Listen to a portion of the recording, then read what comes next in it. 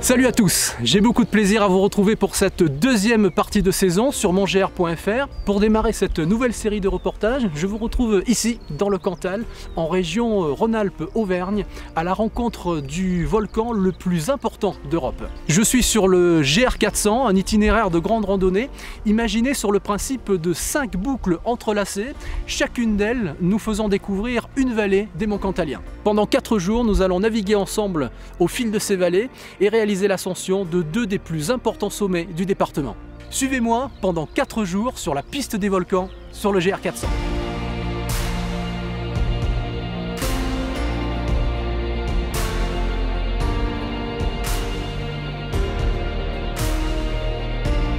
Alors pour tout vous dire, j'en suis à ma deuxième journée de marche et regardez, vous pouvez le constater, la météo n'est pas avec moi, le soleil n'est pas au rendez-vous, c'est vrai. Je n'ai pas vu pour l'instant l'ombre d'un sommet cantalien. Une randonnée que j'ai démarrée hier au petit hameau du Faux. J'ai pris la direction des Estives et du Puy-Violent avec toujours une météo assez défavorable. Et pour tout vous dire, le soleil joue à cache-cache depuis le début de ma randonnée. J'ai poursuivi ensuite en direction du vallon de Récusset, très joli vallon qui a enclenché ensuite en direction d'une très belle forêt. C'est la forêt d'Irambeau, une forêt vraiment magique, presque à la limite du mystique. Et ensuite je me suis arrêté au petit village du Falgou où j'ai passé la nuit. Voilà, j'ai quitté maintenant le Falgou il y a quelques heures. Je me dirige en direction du Pas de Pérol et du Puy-Marie. J'espère vraiment que la météo va se lever pour que je puisse profiter pleinement des monts du Cantal. Le volcan du Cantal, en fait, il est abordé avec plusieurs boucles. Et en fait, il y a 5 boucles qui viennent se greffer initialement sur le GR4, d'où sa dénomination GR400, qui permet de découvrir l'ensemble des 5 vallées qui gravitent autour des massifs cantaliens, quoi.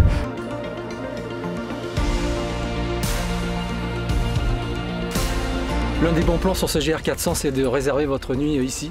Je me trouve au Buron des Lacs. C'est un ancien buron vraiment traditionnel qui a été reconverti en gîte dans un décor à couper le souffle. C'est donc ici que je vais passer la nuit et je vous retrouve demain pour la surprise.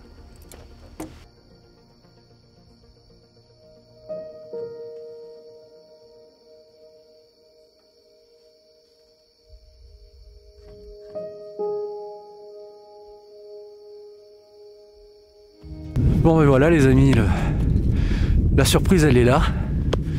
Et il y a des moments comme ça où les commentaires sont totalement inutiles. C'est un lever de soleil auquel j'assiste, je suis au sommet du Puy-Marie. Je suis seul. Moi je crois qu'il doit être aux alentours de 6h10, 6h15 du matin. Mais le spectacle en vaut la chandelle.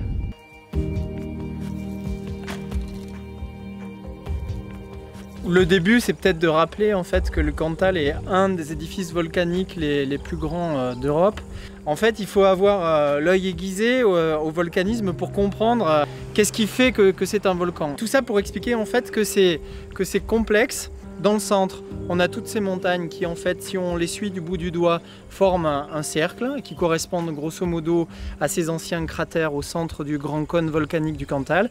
Et tout autour, on a des vallées en étoiles, souvent à fond plat. Et entre chaque vallée, on a des plateaux. Ce qui fait que quand on parcourt le GR400 sur une semaine, on a un petit peu, sans exagérer, l'impression d'avoir parcouru plusieurs pays, quoi.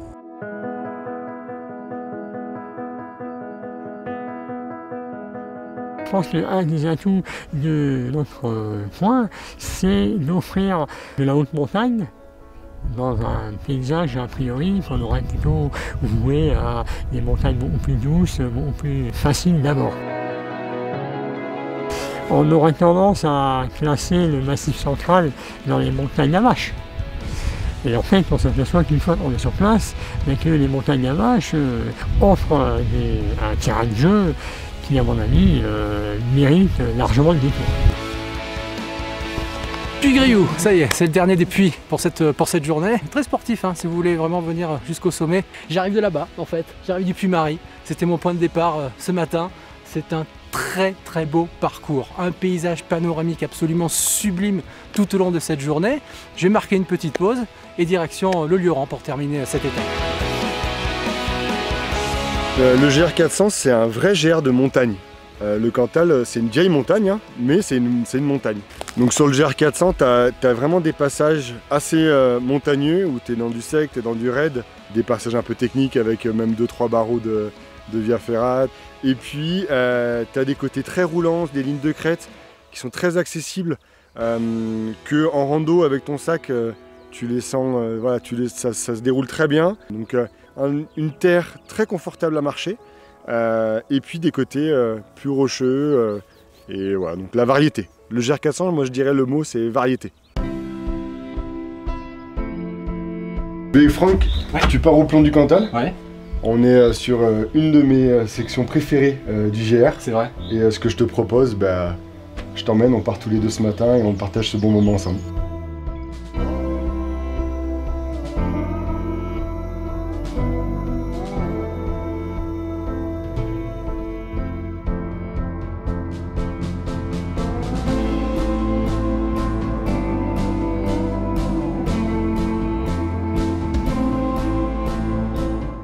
Et voilà, ça y est Franck, regarde, le Plomb du Cantal, on est arrivé, c'est là où tu vas, et puis après, tu auras fait le GR400. Ok. Moi je rentre, Tu nous as fort pu je vais chercher les clients de ce soir. Ton ressenti surtout sur la région, merci beaucoup. Plaisir. Merci. Ciao.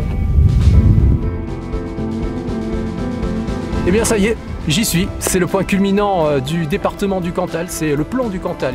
C'est ici que je souhaitais vous donner rendez-vous pour clore cet épisode. Quel meilleur endroit pour profiter une dernière fois de ces paysages somptueux ici en plein cœur du Cantal. Si tout comme moi vous souhaitez randonner sur le GR400, je vous conseille la lecture du topo guide Le Tour du volcan du Cantal, édité par la Fédération française de randonnée pédestre. Toutes les autres informations, conseils et vidéos, sachez les retrouver sur le site mongr.fr. Je vous donne rendez-vous très vite sur un prochain GR. Ciao.